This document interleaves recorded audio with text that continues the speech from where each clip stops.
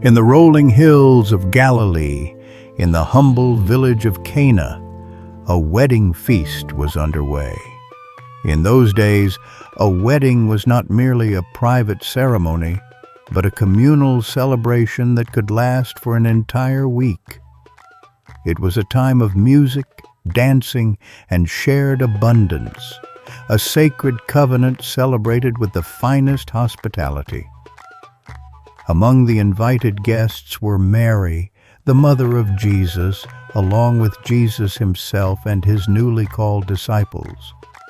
The atmosphere was filled with the fragrance of blossom and the sounds of laughter, yet beneath the joy, a crisis was brewing in the shadows of the kitchen.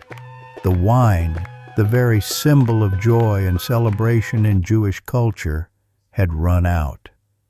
For a host in that time, this was more than a minor oversight. It was a profound social disaster and a lasting mark of shame upon the new couple.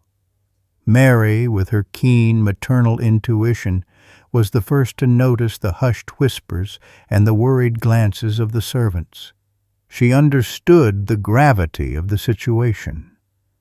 Without fanfare, she approached her son, leaning in to whisper a simple, heavy truth.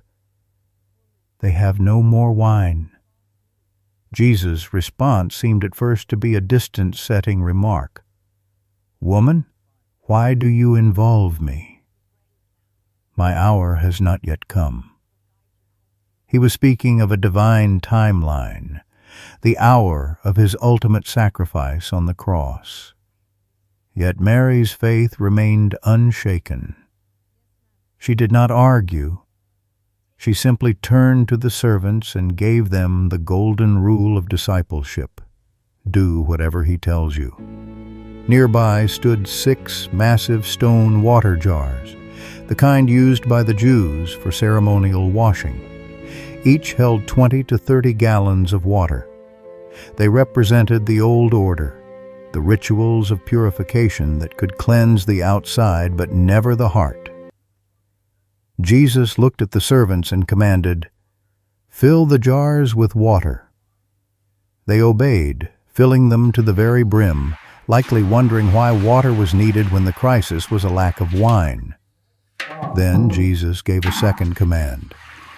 "Now draw some out and take it to the master of the banquet."